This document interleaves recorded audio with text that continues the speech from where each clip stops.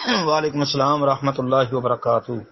محترم بھائی کا یہ سوال ہے جی، یہ جو پوسٹ ہے جائے نماز پر کچھ دیر بیٹھے رہا کریں، یہ صحیح بخاری کی روایت ہے۔ کہتے ہیں یہ فضیلت جو نماز کے بعد وہاں پر بیٹھ کر اذکار کرتے رہنے کی، اور سوال یہ کہ حدیث میں آتا ہے کہ سنتوں کو فرضوں والی جگہ سے ہٹ کر پڑھنا چاہیے، اور جب بندہ وہاں سے ہٹ کر سنتے پڑھتا ہے تو کیا اس کو یہ فضیلت حاصل ہوتی ہے؟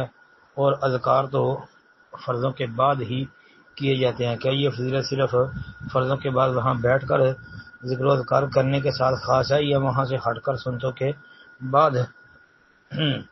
جی محترم بھائی، یہ روایت جو ہے نا، الملائکۃ تصلی علی احدکم ما دام فی مصلاہ الذی صلی فیہ ما لم یحدث تقول اللہم اغفر لہ اللہم ارحمہ، جی جب تک تم اپنے مصلی پر جہاں تم نے نماز پڑھی تھی، تو یہ ہے کہ جہاں آپ نے فرض نماز پڑھی ہے وہاں جب تک بیٹھے رہیں گے تو آپ کو یہ فضیلت حاصل ہوگی۔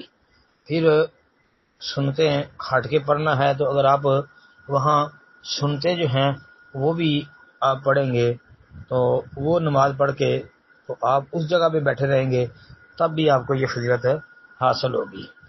جی مطلب کہ فرض نماز پڑھ کے جب تک آپ ذکر و اذکار میں مصروف اور مشغول رہیں گے تو یہ فرشتے دعا بھیجتے رہیں گے، ان کا درود یہ آپ پر آتا رہے گا، اللہم اغفر لہ اللہم ارحمہ والا۔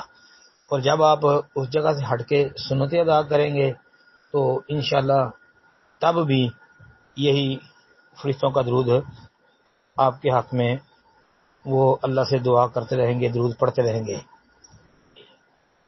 یعنی نماز فرض ہو یا نفل ہو، جو بھی آپ نے پڑھنی ہے تو یہ درود فرشتوں نے بھیجنا ہے جب تک بے وضو نہ ہو جائے۔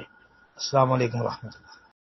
السلام علیکم ورحمۃ اللہ وبرکاتہ۔ یہ جو سعید بن جبیر رحمہ اللہ کا یہ جو بیان ہے نا کہ عبداللہ بن عباس رضی اللہ عنہ طائف میں فوت ہوئے اور کہتے ہیں میں آپ کے جنازے میں موجود تھا، پھر ایک بے مثال اور اجنبی قسم کا پرندہ آ کر آپ کی چارپائی یا تابوت میں داخل ہو کر غائب ہو گیا اور اسے کسی نے باہر نکلتے ہوئے نہیں دیکھا۔